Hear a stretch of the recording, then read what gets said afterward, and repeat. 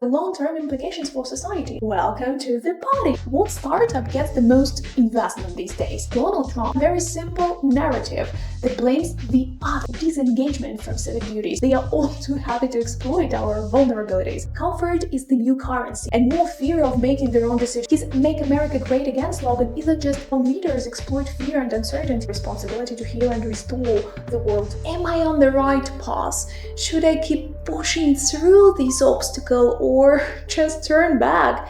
And one moment I see it clearly, and the next, boom, doubt sneaks back in. Our minds are like busy intersections. Should I switch jobs, join that new project, break up, move to another city? How do I know which decision is right? Not just right, but the most right, like the best choice. Let's try to figure that out.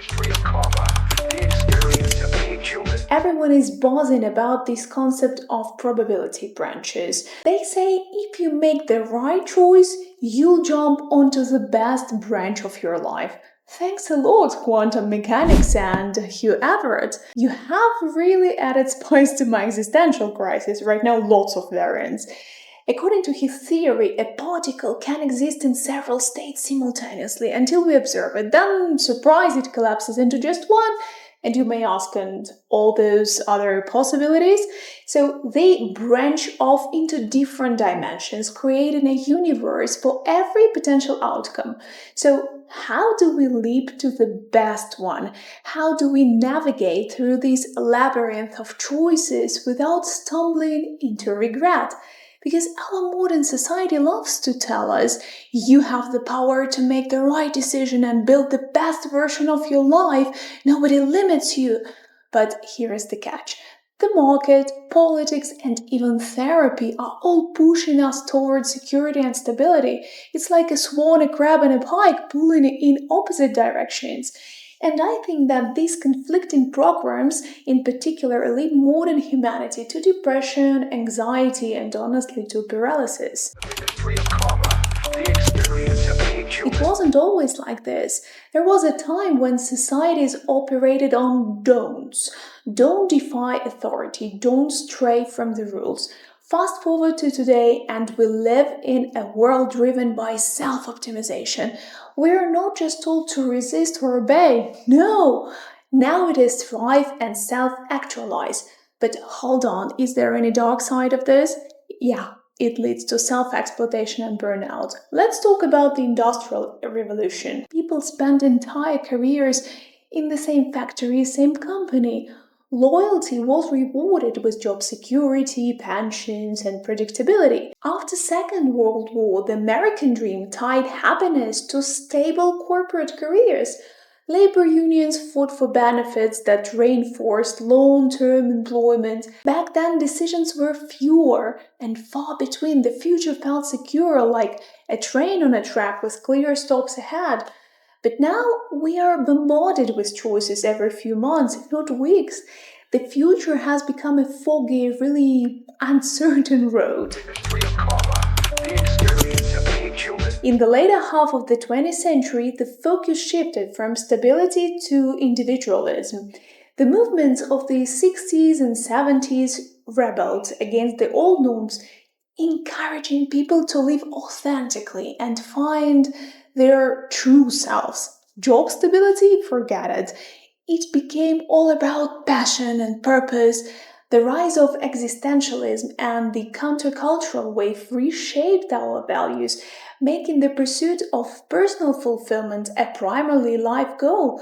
Then came the 80s and 90s, corporate restructuring, globalization, technology. And what happened? The social contract of work hard and be rewarded began to crumble. Outsourcing and automation? Welcome to the party! Lifetime employment became a relic of the past. By the late 20th century, self-actualization and individualism took center stage. Careers shifted from stability to passion, and now life should be meaningful. If you're not following your passion, are you doing it wrong? This change brought freedom, but also a new kind of stress. decision overload. Enter Barry Schwartz and his paradox of choice, because more freedom doesn't always equal more happiness. When faced with too many choices, people often freeze up. It's like trying to order at an ice cream shop with 30 flavors. Too many options can definitely lead to inaction. And even after making a choice, there is often that nagging regret. Did I make the right decision? Was there a better option? And this is the dreaded post-decision dissonance. With more choices in our careers comes this greater pressure to make the right choice. And it is a paradox. More freedom, more stress, and more fear of making the wrong decision.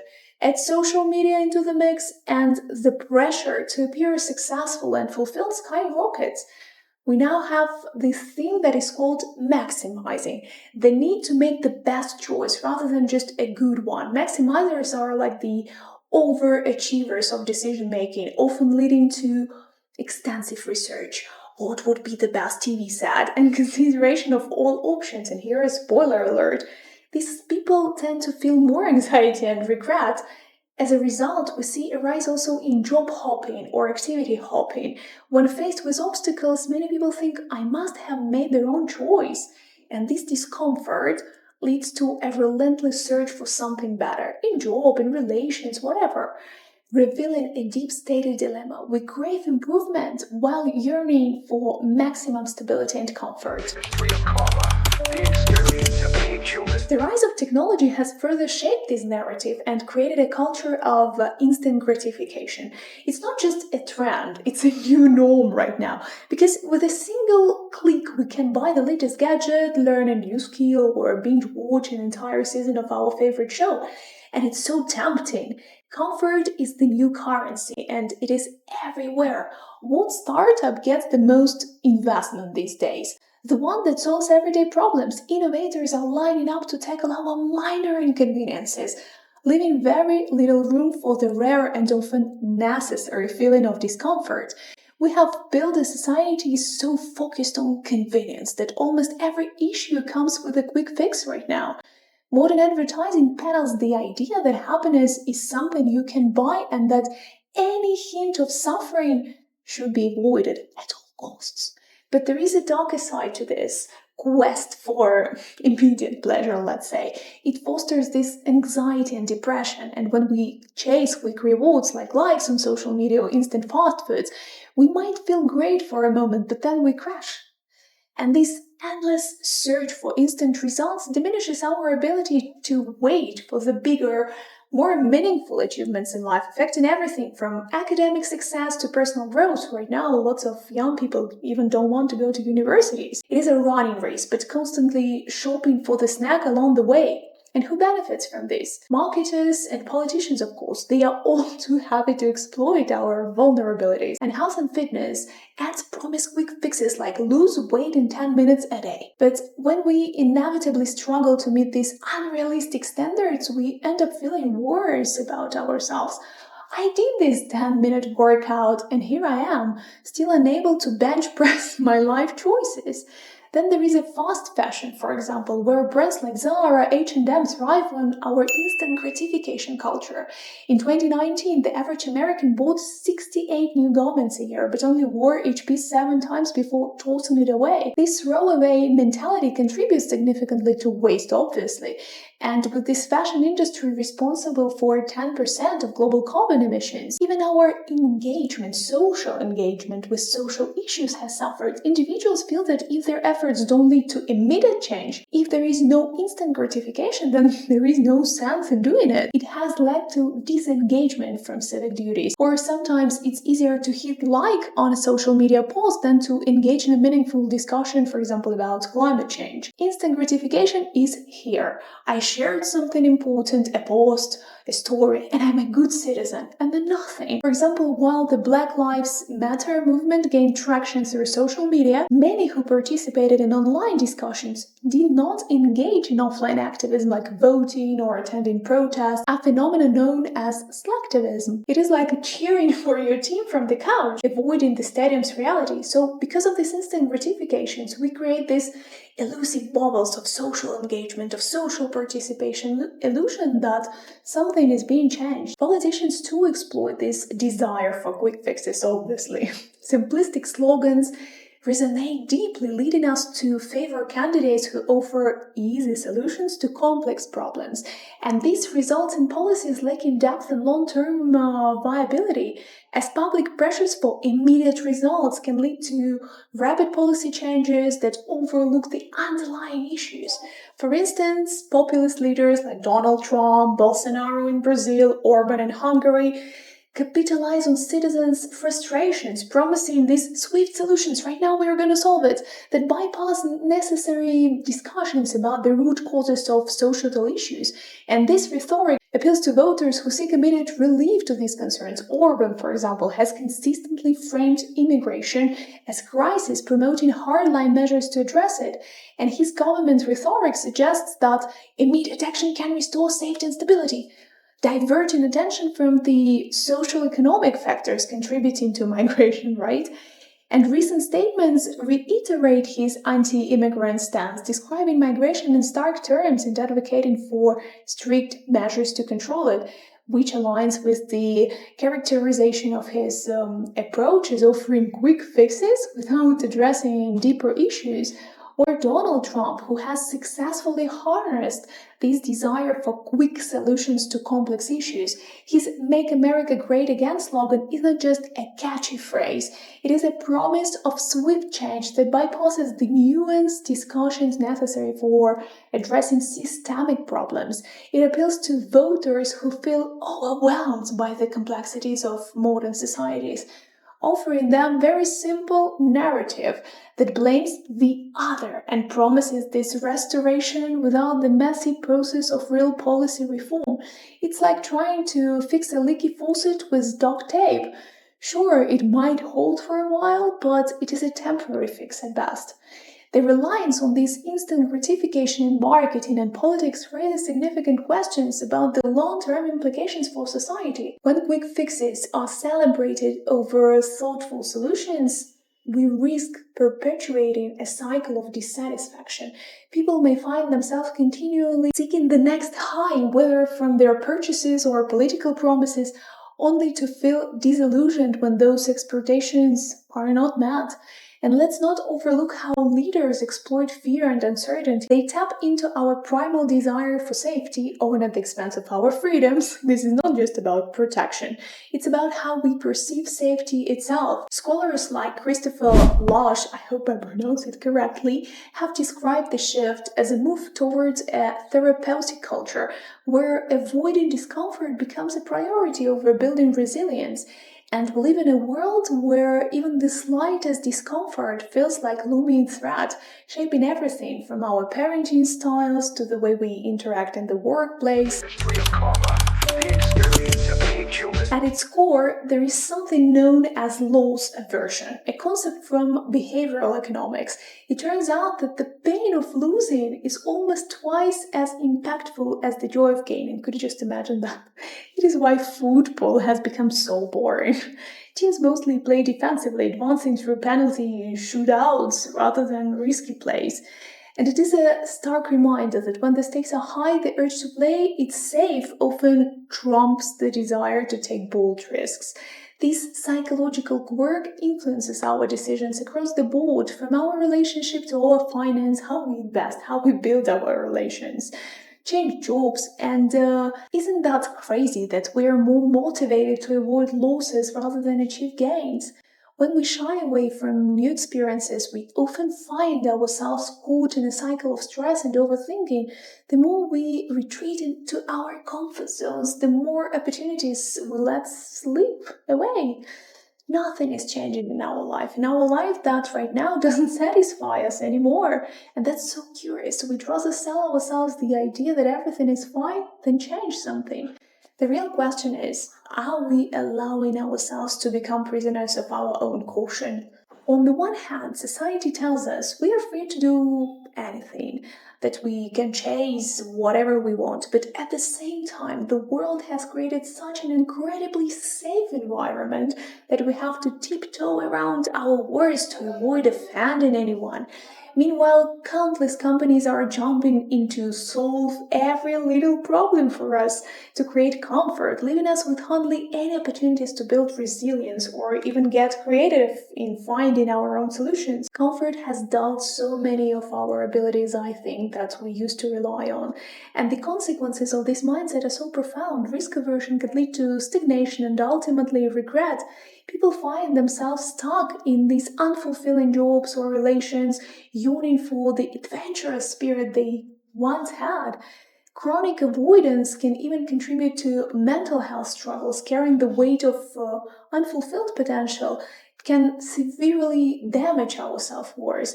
And then there is this political landscape, because fear becomes a potent tool in the hands of those in power. When we are scared, we often trade freedom for safety. We saw this during the COVID-19 pandemic, when policies that infringed upon personal liberties gained support out of fear. It is a precarious balance. How much safety is worth the cost of our freedom? In our collective consciousness, we face a chimera. The modern ideal is to be authentic, independent, free. Yet marketers, politicians, therapists bombard us with messages emphasizing safety, comfort, the promise of instant results. And this contradiction, I think, breeds discontent and even depression. What truly constitutes the right path? Should we risk everything or play it safe? Especially when fear looms large. Should there be any difficulties? Hungarian psychologists, one more time, have problems with pronunciation. Csikszentmihalyi, if I didn't pronounce it correctly, it's gonna appear here. So, Csikszentmihalyi's concept of flow teaches us that true satisfaction comes from facing challenges head on. But too little stimulation leads to boredom, like in childhood. Too much can overwhelm us. So the key is to find that sweet spot where we feel engaged and fulfilled, but it's not too difficult for us. Not like we have to put up with every single sphere in our life. I adore philosophy of the Persian poet and mystic Rumi. He likened difficulties to the way an oyster transforms an irritating grain of sand into a pearl.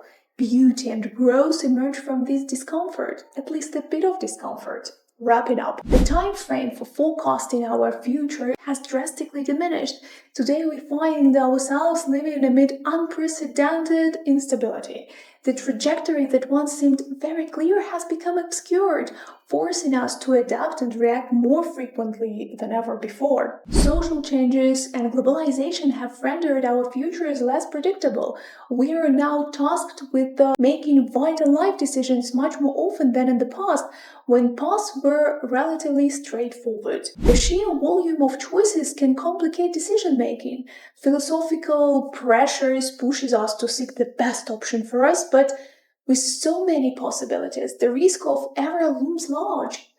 This desire for perfection can be paralyzing as well. When discomfort sets in, the instinct or the first thing we want to do to seek radical change rather than confront challenges directly.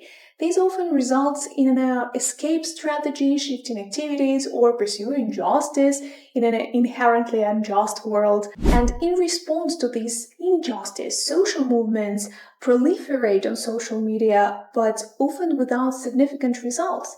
The expectation for immediate outcomes breeds social apathy, making people quick to give up when results are not immediate. There is a growing impatience in our society. People want results now, whether in careers or academic pursuits, leading to this disillusionment when faced with long-term commitments that don't yield instant gratification.